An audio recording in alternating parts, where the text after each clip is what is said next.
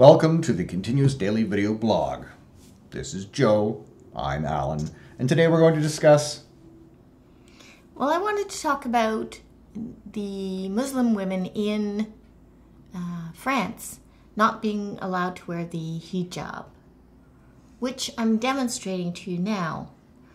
And the history is that it's come and gone throughout Muslim history. And in Iran, when the Taliban took over, before the Taliban took over, women didn't have to wear it. They had the choice, and there was music they could listen to, and they didn't have to have a male chaperone when they went in the street. It was like totally normal Western life. And then the Taliban came, music was gone, chaperones were required, male chaperones for women, male-related relatives, and the hijab, or the whole veil, had to be worn again.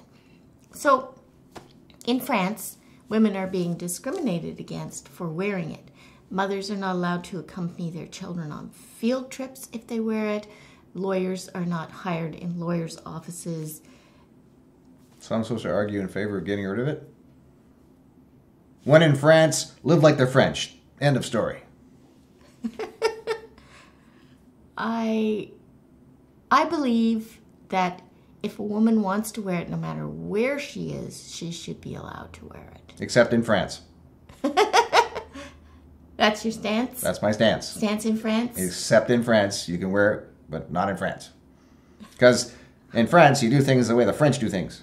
You have to wear the French-made outfit, eh? None of the hijab thing, eh? So, to me, that's a hate crime.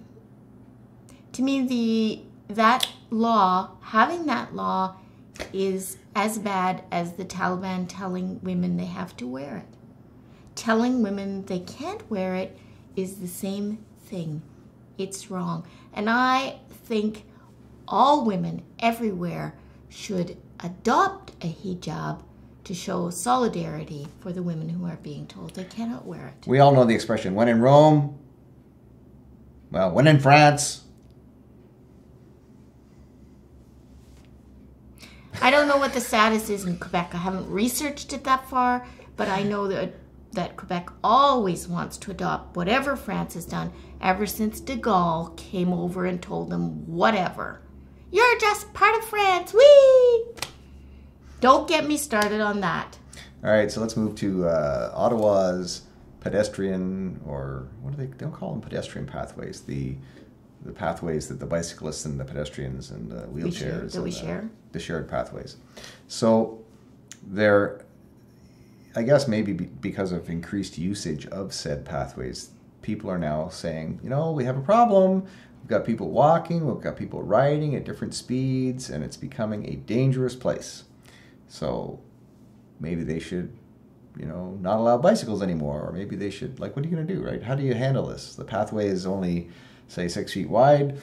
There's a lane each way. Some people want to walk on it. Some people are rollerblading. Some people are bicycling. Some people are bicycling slow. Some people are running with their kids and their little three-wheel kid carrier. I have a solution. The fastest thing on the bike path is what? Bicycle, probably. Right. But it's not a bike path. It's a shared path. It's a shared something pathway. Okay, here's my solution. What's that? They widen it, and they have a bike lane. Everybody else uses the other lane. But that would require an expenditure of tax money. Well, I'm against that. Too freaking I bad. pay too much taxes already. If it's a safety issue... Get the walking people on the grass. Even if it's wet. Even if it's wet. They can wear boots. They can wear rubber boots. Yellow rubber boots. But if the cyclists' feet don't touch the ground, why shouldn't they be on the... I just think that pavement is for bicycles, grass is for walkers. I think the cyclists should stick to the freaking road and leave the walking path. It's not a walking path. Well, Cycle it path. It used to be a walking path. No, it never was just a walking path. Oh, bite me. What's the next one? Mixed use. The phasing out of home delivery by Canada Post. I'm totally in favor of phasing it out. I don't like it. I think it's a waste of time. I think people should have to go to special places to pick up their mail. Because who's getting mail anyway? Who's getting any mail they want? You ever get anything in the mailbox you really want? Sometimes I get cards from people who like me. I notice Alan never gets cards. I do. My mother sends me cards. But I can wait for those. I can wait for those. How do I feel about that? I like home delivery. I would not be averse to going to a box. I would like to know how many jobs that affects. What is this, Make Work Canada? I mean, really? I mean, there's not enough mail coming anymore. Mail is kind of dead. I'm going to invent hijabs for men that go tightly across their mouth. I don't think there's any point in having home mail delivery anymore, really. I don't really know the argument for. I'm just trying to make it spicy. I mean, when we go into our mailbox and you start pulling out letters, there's more not mail in there than mail. Like junk mail. Junk mail, and then occasionally there's a bill. There's very few letters. Occasionally a birthday card. Sometimes a seasonal card, like it's Easter or whatever, you know. But for the most part, Baha'u'llah's birthday. I've never got a Baha'u'llah's birthday card. I'm just trying to take Easter out of the mix. I haven't got a Rezwan card either.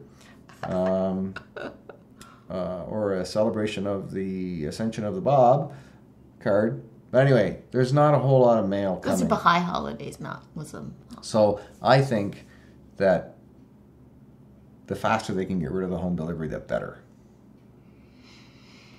I'm sort of sitting on the fence on that one. And as always, if you don't express disagreement with us, you agree with us.